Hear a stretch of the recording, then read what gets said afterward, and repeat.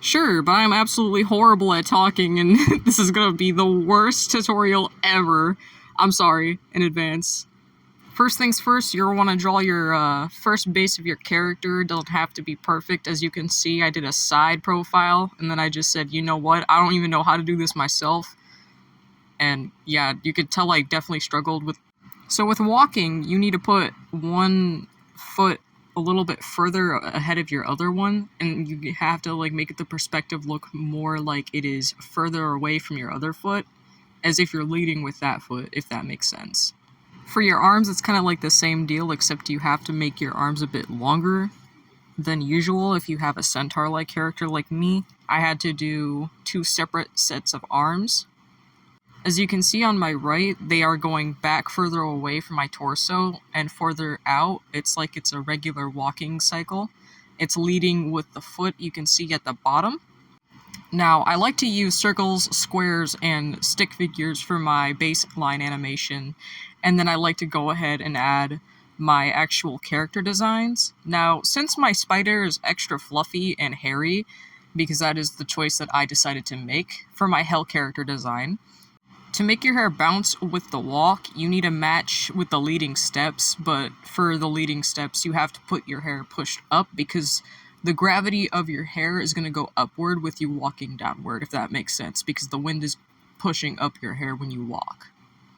When you are animating short hair on anything for pointing down, you need to lean in with the direction of whatever you are doing with your character. As you can see, I placed more fur down in the direction of where my legs are going, where my ankles are going, where the joints are. Basically, just make it look like it's natural with the walk. So for frames per second, this is what I get asked a lot. Actually, not really. I don't ever get asked this question. However, for frames, you basically want to make it smoother depending on how many frames you want to use per second. Where professional animators, they use 30 to 60 frames per second, depending on the program that they use. I use Abyss Paint X, so the most that I can actually go up to is 30 frames per second. So if I wanted to animate professionally, that is going to take me even longer than 9 or 8 or 7, because I'm using 7 frames a second for an animation. That is why everything looks so rough, but I like the way it looks, so I'm going to keep it the way it is. So, yeah. For relaxed walking animations, you usually want to make your character look more like they are not as tense. You want to make them as relaxed as possible, whether they are carrying a heavy weapon, like what I have my character holding. I have him holding a scythe. I wanted him to basically lean out with the weapon whenever he walks, because scythes are huge. For the weight of the weapon, you would want it to like bounce with your character, but not as much as everything else of whatever it is that you're animating. What I did is that I would copy my scythe from frames and I would move it specifically. Like I would use the lasso and I would copy it and paste it outside of it. And then I would move the scythe up and down with the character of the walk animation, as you can see. After I finish up my base guidelines, I like to erase everything in between, and then I like to keep the rough sketch for my final sketch, because yes, I am that psychopath. I don't feel like drawing extra lines for my creation, and I think the sketch looks the best out of everything that I draw, so I'm just being a sketch artist. That's just how I am. Yeah.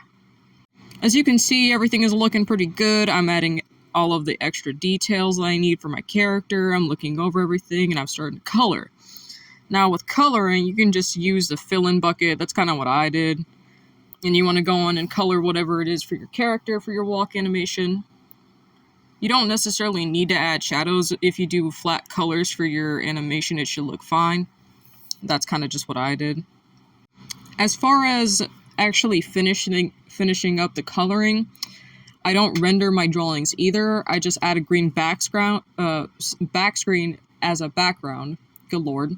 And then I would loop the walking animation for however long it was for that frames per second, because it's a lot easier for me to do so. And it takes a lot less time, so you're not sitting there animating more than what you need to do for your walking animation.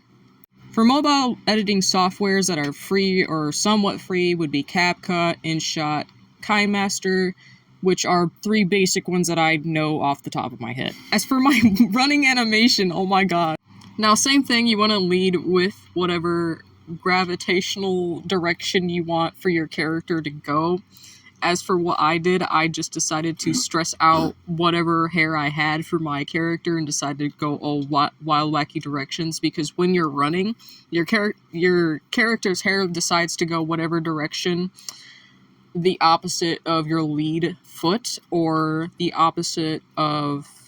As you can see here, I try to make my character's muscles more stressed out, more bouncy along with the hair, the direction. It looked like it was good.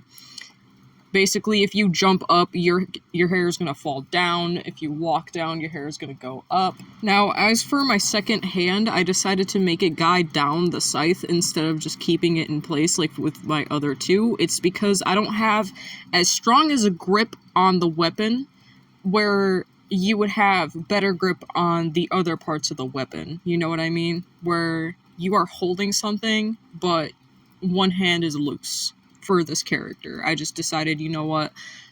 I just felt like it. I don't know. It looked cool, so yeah. I hope this helps, and this is as clear as humanly possible as I can be. I'm sorry if I'm bad at talking, but thanks for watching.